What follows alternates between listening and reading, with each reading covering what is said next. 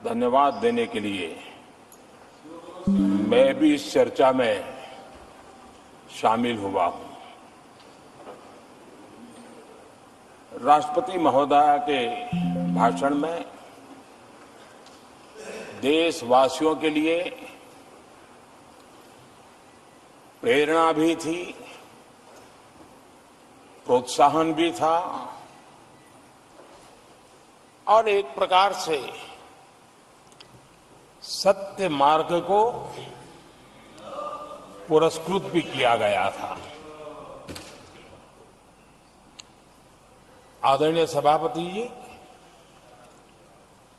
पिछले 2-2.5 दिन में इस चर्चा में करीब 70 माननीय सांसदों ने अपने विचार रखे हैं। इस चर्चा को समृद्ध बनाने के लिए राष्ट्रपति महोदया के अभिभाषण को व्याख्यायित करने में आप सभी माननीय सांसदों ने जो योगदान दिया है, इसके लिए मैं आप सबका भी आभार व्यक्त करता हूं।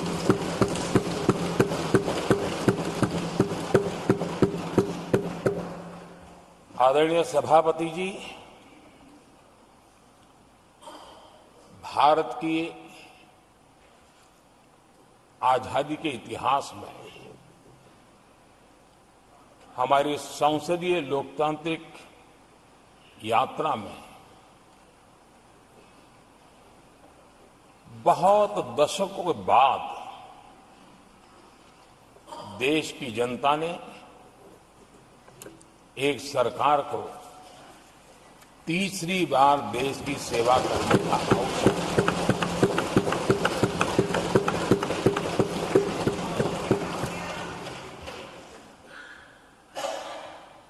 60 साल के बाद ये हुआ है कि 10 साल के बाद कोई एक सरकार फिर से उसकी वापसी हुई है। और मैं जानता हूं कि भारत के लोकतंत्र की 6 दशक के बाद आई हुई घटना असामान्य घटना है और कुछ लोग जानबूझ करके उससे अपना मुंह फेर करके बैठे रहे। कुछ लोगों को समझ नहीं आया और जिनको समझ आया उन्होंने हो हल्ला उस दिशा में किया कि ताकि देश की जनता की इस विवेक बुद्धि पर, देश की जनता के इस महत्वपूर्ण निर्णय पर कैसे छाया कर दी जाए, कैसे उसको ब्लैकआउट किया जाए, इसकी कोशिश हुई। लेकिन मैं पिछले 2 दिन से देख रहा हूं कि आखिर तक पराजय भी स्वीकार हो रहा है और दबे मन से, कम मन से विजय भी स्वीकार हो रहा है।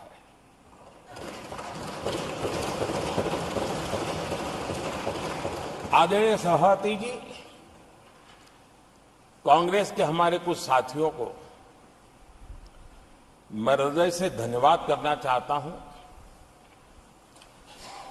क्योंकि नतीजे आए तब से हमारे एक साथी की तरफ से मैं देख रहा था, उनकी पार्टी उनको समर्थन तो नहीं कर रही थी, लेकिन अकेले झंडा लेकर दौड़ रहे थे। और मैं कहता हूं, वो जो कहते थे उनके मुंह में घी शक्कर। और ये मैं क्यों कह रहा हूं? क्योंकि उन्होंने बार बार ढोल पीटा था 1/3 सरकार। इससे बड़ा सत्य क्या हो सकता है कि हमारे 10 साल हुए हैं, 20 और बाकी है, 1/3 हुआ है, 1/3 हुआ है, 2/3 बाकी है। और इसलिए उनकी इस भविष्यवाणी को लिए मैं उनके मुंह में घी सकता।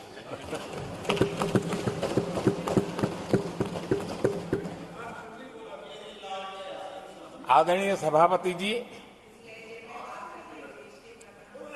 10 वर्षों के अखंड एकनिष्ठ अविरत सेवा भाव से किए हुए कार्य को देश की जनता ने जी भरकर के समर्थन दिया है। देश की जनता ने आशीर्वाद दिए हैं। आदरणीय सभापति जी, इस चुनाव में देशवासियों की विवेक बुद्धि पर गर्व होता है, क्योंकि उन्होंने प्रोपेगेंडा को परास्त कर दिया है।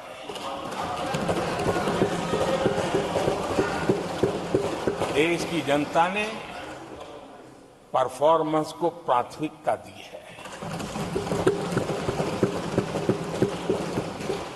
भ्रम की राजनीति को देशवासियों ने ठुकराया है और भरोसे की राजनीति पर विजय की मोहर लगा।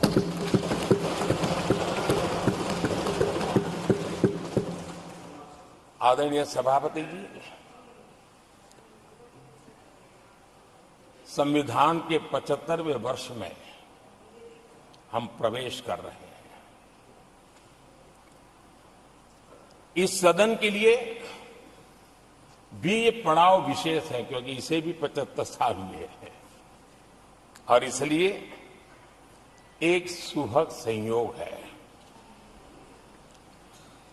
आदरणीय सभापति जी, मेरे जैसे बहुत लोग हैं इस देश के सार्वजनिक जीवन में,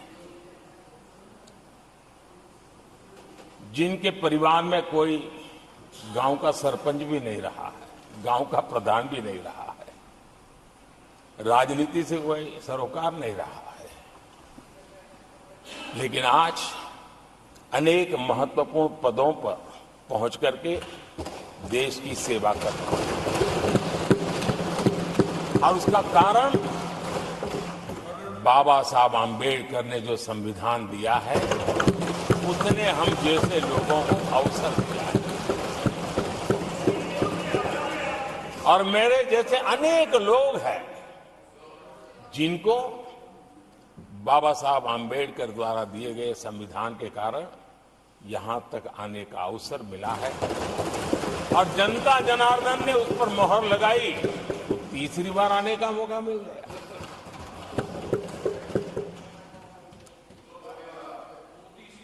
आदरणीय सभापति जी, संविधान हमारे लिए ये कोई आर्टिकल्स का कंपाइलेशन मात्र नहीं है, हमारे लिए उसका स्पिरिट भी और उसके शब्द भी बहुत मूल्यवान है।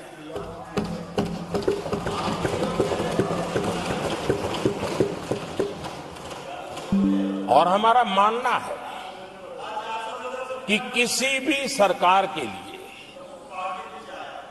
किसी भी सरकार के नीति निर्धारण में, कार्यकलापों में हमारा संविधान लाइट हाउस का काम करता है, दिशा दर्शक का काम करता है, हमारा मार्गदर्शन करता है। आदरणीय सभापति जी, मुझे याद है मैंने जब लोकसभा में हमारी सरकार की तरफ से कहा गया कि हम 26 नवंबर को संविधान दिवस के रूप में मनाएंगे, तो मैं हैरान हूं जो आज संविधान की प्रत लेकर के कूदते रहते हैं, दुनिया में लहराते रहते हैं, उन लोगों ने विरोध किया था 26 जनवरी तो है, तो संविधान दिवस क्यों लाए। और आज संविधान दिवस के माध्यम से, आज संविधान दिवस के माध्यम से देश के स्कूल कॉलेजेस में संविधान की भावना को, संविधान की रचना में क्या भूमिका रही है, देश के गणमान्य महापुरुषों ने संविधान के निर्माण में किन कारणों से कुछ चीजों को छोड़ने का निर्णय किया, किन कारणों से कुछ चीजों का स्वीकार करने का निर्णय किया, इसके विषय में हमारे स्कूल कॉलेजेस में विस्तार से चर्चा हो, निबंध स्पर्धाएं हो, चर्चा सभाएं हो, एक व्यापक रूप से संविधान के प्रति आस्था का भाव जगे और संविधान के प्रति समझ विकसित हो। देशवासियों के लिए आने वाला पूरा कालखंड संविधान हमारी सबसे बड़ी प्रेरणा रहे, इसके लिए हम कोशिश करते रहे हैं। और अब जब 75 वर्ष में प्रवेश कर रहे हैं तो हमने इसे एक जन उत्सव के रूप में राष्ट्रव्यापी उत्सव मनाने का तय किया है और इससे देश के कोने कोने में संविधान की भावनाओं को, संविधान के पीछे जो मकसद है उसके विषय में भी देश को अवगत कराने का प्रयास है। आदरणीय सभापति जी, देश की जनता ने हमें तीसरी बार जो अवसर दिया है वो अवसर विकसित भारत, आत्मनिर्भर भारत, इस यात्रा को मजबूती देने के लिए, इस संकल्प को सिद्धि तक ले जाने के लिए हमें देश के कोटि कोटि जनों ने आशीर्वाद दिए हैं।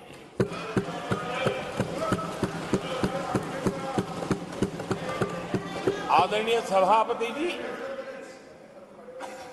ये चुनाव 10 वर्ष की सिद्धियों पर तो मोहर है ही, लेकिन ये चुनाव भविष्य के संकल्पों के लिए भी देश की जनता ने हमें चुना,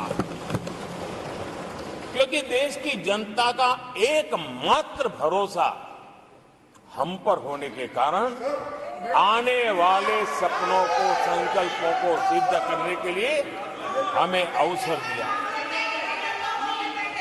आदरणीय सभापति जी, देश भली भांति जानता है, देश ने पिछले 10 वर्षों में हमारे देश की अर्थव्यवस्था को 10 नंबर से 5 नंबर पर पहुंचाने में सफलता पाई और जैसे जैसे नंबर निकटता की सिद्धि की ओर पहुंचता है, एक की तरफ पहुंचता है, तो चुनौतियां भी बढ़ती है और कोरोना के कठिन कालखंड के बावजूद, संघर्ष की वैश्विक परिस्थितियों के बावजूद, तनाव के वातावरण के बावजूद भी हम हमारे देश की अर्थव्यवस्था को 10 नंबर से आज विश्व में 5 नंबर पर पहुंचाने में सफल हुई।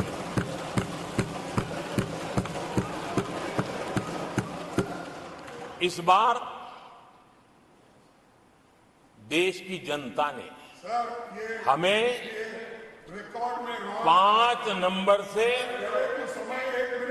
3 नंबर की इकोनॉमी पर पहुंचाने के लिए जनादेश दिया है और मुझे पक्का विश्वास है कि देश की जनता ने हमें जो जनादेश दिया है, हम भारत की अर्थव्यवस्था को विश्व के टॉप 3 में पहुंचा के रहेंगे।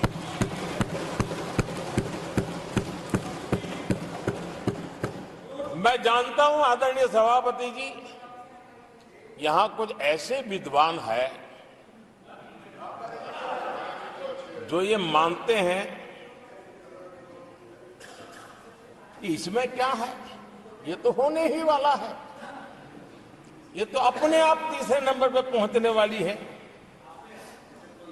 ये तो अपने आप हो ही जाएगा, ऐसे विद्वान हैं।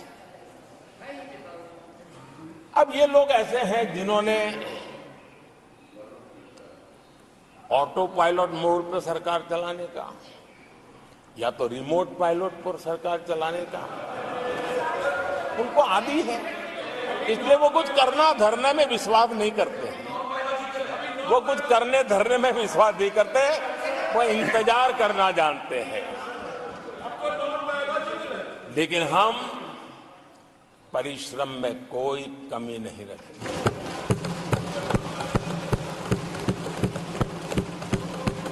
आने वाले वर्षों में